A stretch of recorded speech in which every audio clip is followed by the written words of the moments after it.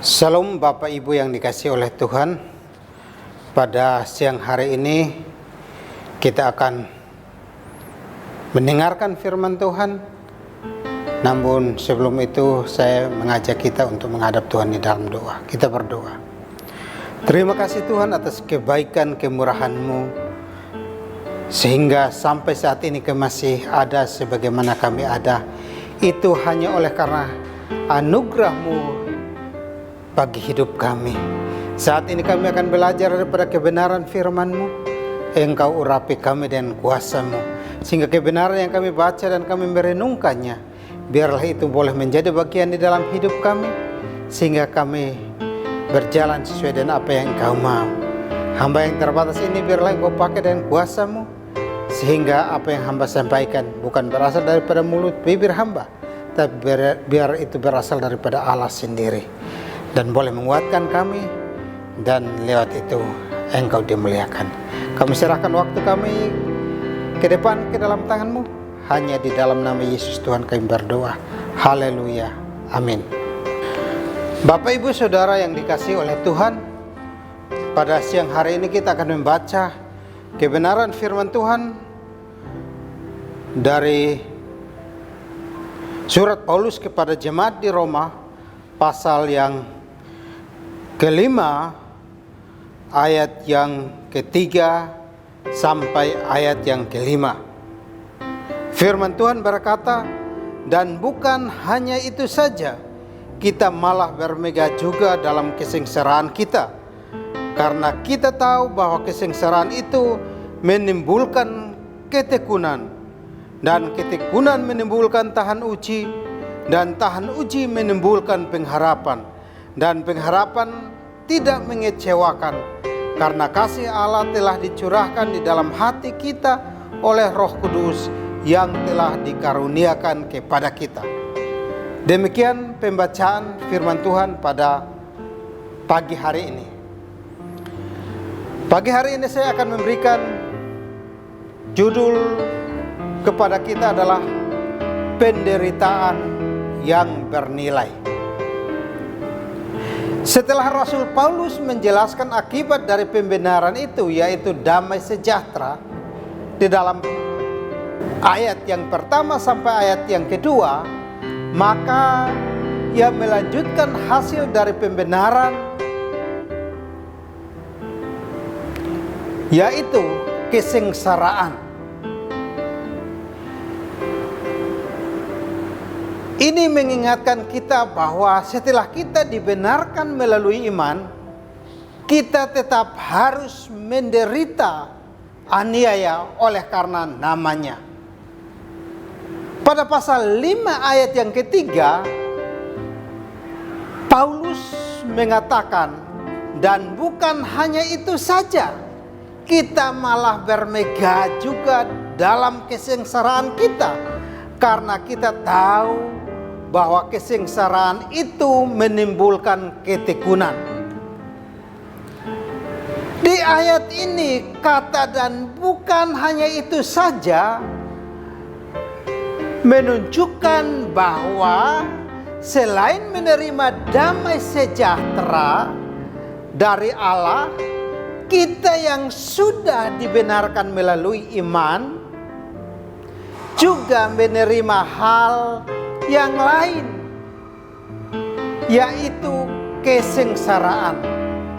Kalau kita melihat kembali konteks penulisan surat Roma, di mana jemaat Kristen menerima penganiayaan dari kekaisaran Romawi, yaitu barang siapa yang berani menyebut Tuhan kepada pribadi selain kaisar harus dihukum mati.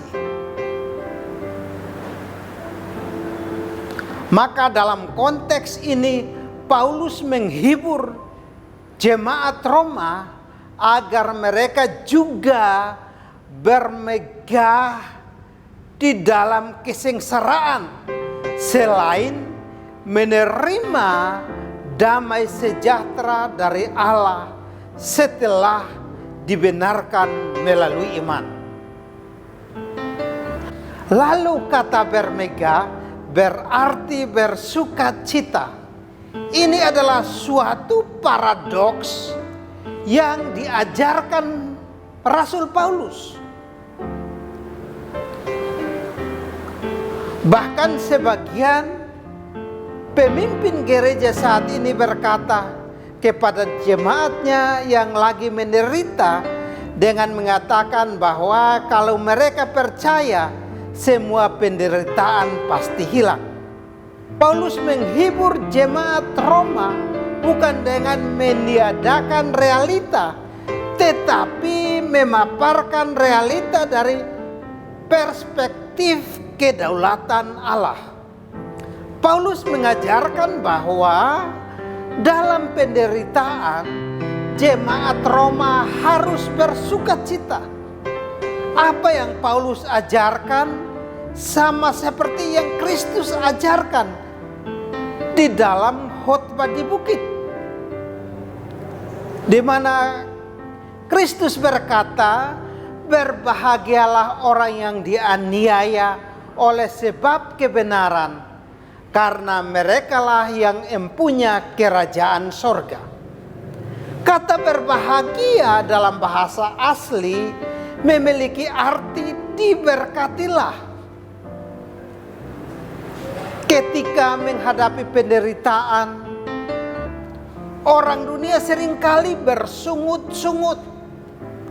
Tetapi di dalam kekristenan mengajarkan bahwa justru di dalam penderitaan kita harus bersukacita. Mengapa demikian? Karena ajaran Kristus sendiri. Penderitaan itu dilakukan asalkan demi kebenaran, maka penderitaan itu baru dikatakan berbahagia. Hal ini sudah dibuktikan oleh para rasul sendiri.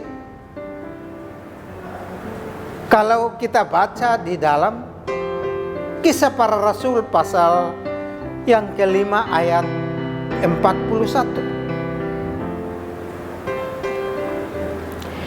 Di dalam penderitaan kita harus bersukacita karena berdasarkan ajaran Paulus di dalam Roma 5 ayat 3, di mana penderitaan atau kesengsaraan itu menimbulkan ketekunan.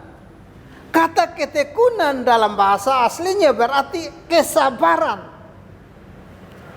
Penderitaan yang menghasilkan ketekunan juga diajarkan oleh Yakobus di dalam suratnya Yakobus 1 ayat 3, di mana dikatakan ujian terhadap imanmu itu menghasilkan ketekunan. Di sini Yakobus melihat penderitaan sebagai ujian terhadap iman orang percaya. Bukankah orang-orang dunia di dalam penderitaan seringkali mengeluh dan ingin segera mengakhirinya dengan berbagai macam cara, misalkan bunuh diri dan lain sebagainya. Di sini ada pengharapan bagi orang-orang yang percaya, atau ada pengharapan bagi anak-anak Allah. Anak-anak Allah memang harus menghadapi penderitaan, harus menghadapi ancaman, harus menghadapi fitnaan, dan lain-lain. Tetapi kita percaya di dalam Allah yang setia, yang akan memberikan kekuatan kepada kita, sehingga kita mampu menang di dalam setiap penderitaan. Lalu Rasul Paulus melanjutkan pengajarannya, dan ketekunan menimbulkan tahan uji, dan tahan uji menimbulkan pengharapan. Kita bisa lihat di dalam ayat 4. Setelah penderitaan menghasilkan ketekunan, maka ketekunan menghasilkan tahan uji. Artinya ketekunan kita di dalam penderitaan membuktikan bahwa kita bukan orang Kristen murahan yang asal-asalan menjadi Kristen atau menjadi Kristen dengan motivasi yang tidak beres. Bahkan dengan baik sekali ada seorang penafsir terkenal, yaitu Barnes, memaparkan bahwa penderitaan yang menghasilkan ketekunan membuahkan adanya proses tahan uji. Ketika menghadapi ujian dari Allah, kita harus bersuka cita. Kita harus tetap teguh. Kita harus tetap setia. Karena itu semua membuktikan bahwa kita adalah orang-orang Kristen sejati. Orang Kristen yang tidak menderita bukan orang Kristen yang imannya beres. Justru orang Kristen yang beriman beres pasti akan mengalami banyak penderitaan. Entah itu difitnah, entah itu dihujat, entah itu dikucilkan, dan lain-lain sebagainya. Karena ia memiliki iman yang teguh, dan iman itu takkan goyah. Sedangkan orang Kristen yang beriman tidak beres mudah berkompromi dengan dunia ini. Ingat bahwa orang yang berkompromi dengan dunia adalah musuh Allah. Jadi tahan uji berarti siap menghadapi segala penderitaan, karena ia telah berhasil mengalahkan penderitaan. Seperti emas yang terus dibakar oleh api yang tidak membuat emas itu melebur, justru membuat emas itu menjadi makin teruji keasliannya. Di dalam ayat yang kelima dikatakan, dan pengharapan tidak mengecewakan, karena kasih Allah telah dicurahkan di dalam hati kita oleh Roh Kudus yang telah dikaruniakan kepada kita.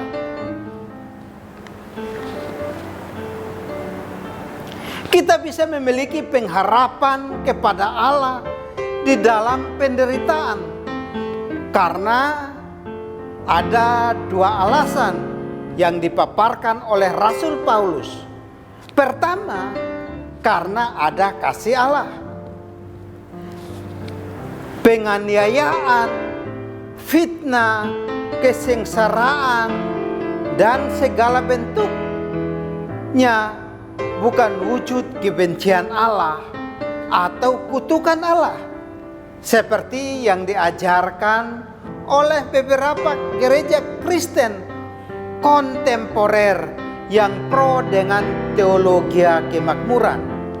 Segala bentuk penderitaan justru membuktikan Allah itu mengasihi umatnya, sehingga ia ingin mendewasakan imannya. Jemaat mula-mula adalah saksi mata. Mereka sungguh-sungguh beriman di dalam Kristus, sehingga untuk itu mereka harus menderita, menjadi santapan bagi singa yang lapar, atau dibakar hidup-hidup, dan lain-lainnya. Bahkan bapak-bapak gereja juga mengalami hal yang sama.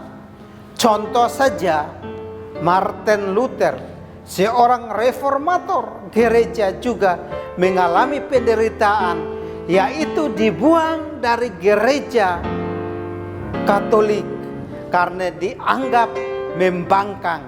Padahal Martin Luther ingin menegakkan iman Kristen sejati di atas dasar Alkitab.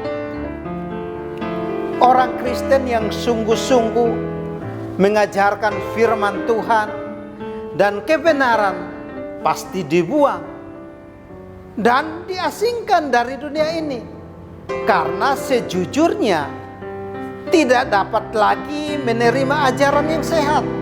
Tetapi mereka mengumpulkan guru-guru palsu menurut kehendaknya untuk memuaskan keinginan telinganya. Mereka akan memalingkan telinganya dari kebenaran dan membukanya bagi dongeng-dongeng. Siapakah orang-orang yang tidak dapat lagi menerima ajaran sehat tersebut? Paulus menjelaskannya di dalam suratnya yang lain, di dalam 2 Korintus 4 ayat 4, yang berkata orang-orang yang tidak percaya, yang pikirannya telah dibutakan oleh ilah zaman ini, sehingga mereka tidak melihat cahaya Injil tentang kemuliaan Kristus yang adalah gambaran Allah. Hal kedua, penghiburan dan pimpinan Roh Kudus. Setelah kasih dan pemeliharaan Allah, kita dapat sanggup menghadapi berbagai penderitaan karena ada penghiburan dan pimpinan Roh Kudus. Roh Kudus bukan membuat orang menjadi tidak sadarkan diri. Itu bukan ajaran Alkitab. Roh Kudus membuat orang yang dipimpinnya sadar. Roh Kudus membuat orang yang dipimpinnya taat. Roh Kudus membuat orang yang dipimpinnya patuh, bukan kepada dirinya, tetapi kepada perintah Kristus. Di dalam Kisah Para Rasul pasal 16 ayat 9, Roh Kudus mencerahkan Paulus melalui sebuah mimpi agar ia memberitakan Injil di daerah Makedonia. Tetapi uniknya di daerah ini, tepatnya di kota Filipi, Lukas mencatat bahwa Paulus dan Silas difitnah dan dipenjarakan. Kita bisa baca di dalam Kisah Para Rasul pasal 16 ayat 19 sampai 34. Kalau kita melihat sekilas, maka kita mungkin bertanya, masakan dipimpin Roh Kudus Paulus dan Silas mengalami penderitaan? Alkitab sendiri memberitakan bahwa Roh Kudus memimpin umatnya mengalami penderitaan, meskipun seolah-olah kelihatan negatif. Tetapi Allah menunjukkan bahwa tujuannya adalah baik. Kalau kita kembali kepada kisah tadi, meskipun Paulus dan Silas dipenjara, tetapi Paulus dapat memberitakan Injil kepada kepala penjara tersebut. Setelah terjadi gempa bumi yang dahsyat, bahkan membuka semua pintu-pintu penjara, tetapi semua narapidana tersebut tidak melarikan diri. Kalau kita melihat pimpinan Tuhan hanya selalu negatif, maka kita tidak dapat memahami pimpinannya dan kehendaknya. Belajarlah untuk mengalami dan mengenali kehendak dan pimpinannya melalui Roh Kudus. Lalu percayalah bahwa pimpinannya selalu baik bagi kita menurut kehendaknya. Setelah kita merenungkan 3 ayat ini, maukah kita hidup saat ini sungguh-sungguh beriman di dalam Kristus? Meskipun harus menanggung aniaya yang seolah-olah membuat kita menderita? Maukah di dalam penderitaan tersebut kita semakin berharap kepada janji-janjinya dan kehendak Allah yang ingin mendewasakan iman kita? Oleh karena itu, kalau selama ini kita tidak hidup sesuai dengan janji-janjinya, maka kita harus berubah, kita harus bertobat, dan kita harus kembali kepada ajaran Alkitab yang bertanggung jawab, sehingga kita menjadi orang-orang Kristen yang militan, bahkan menjadi orang Kristen yang setia melakukan kebenaran firman Tuhan, dan lewat itu nama Tuhan dimuliakan. Kiranya Tuhan Yesus memberkati kita pada siang hari ini. Amin.